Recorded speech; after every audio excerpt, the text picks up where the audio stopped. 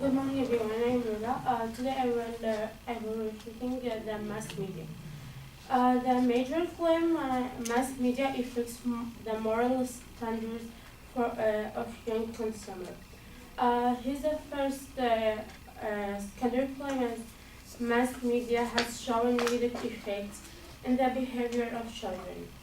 The study found a connection between children, television, internet use, the anxiety, new of a danger and hazard and society their surrounding imagery that in vocal raised aggression levels in children consuming media prevalent.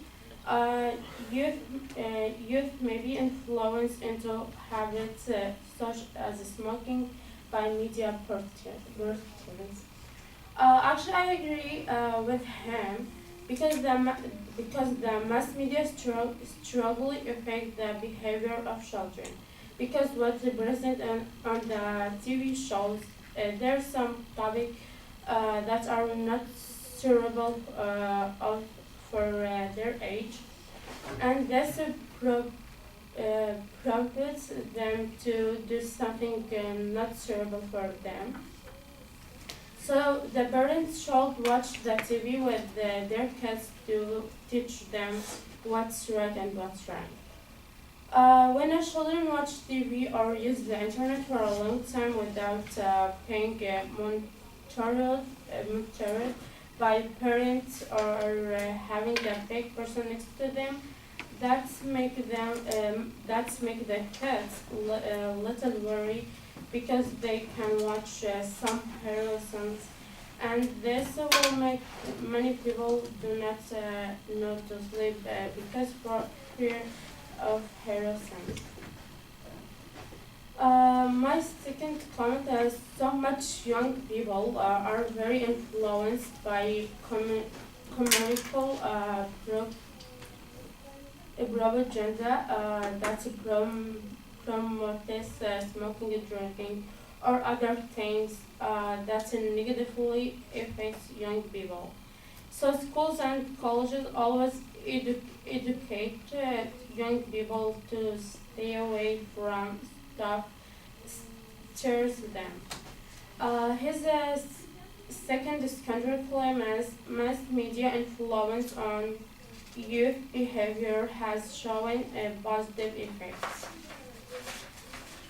It has influenced them by informing them on issues. Media made to deter youth from negative habits, such as cigarettes smoking have shown success.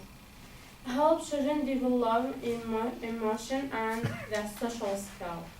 Actually, everything has a both sides, is a positive side and negative side. Here he's used to talk about the positive side of the media.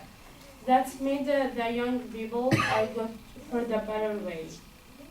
The media explained to the youth and issues facing the country or people and how to solve them.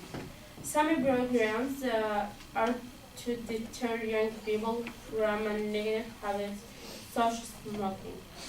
And another TV station help to develop the children during the education programs and during the education programs and something like that. Thank you.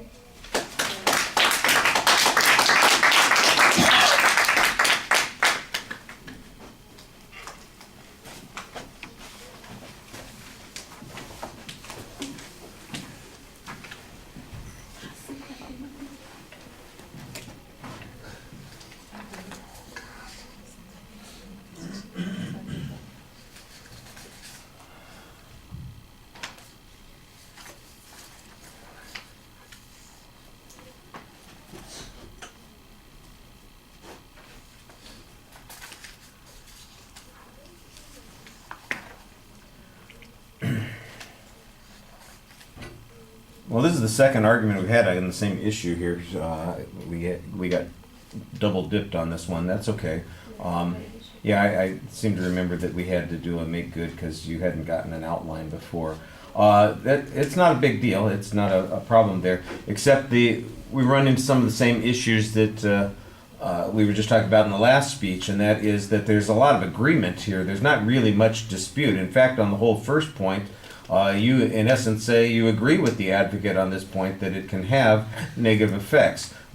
Children without monitoring, there could be problems. The mass media does have an influence on the way people behave. Sometimes there's this kind of collective behavior pattern that everybody engages in. Yeah, that's true. So there's not really a dispute on that particular point. It's just a summary of some of the arguments that were being presented by the advocate.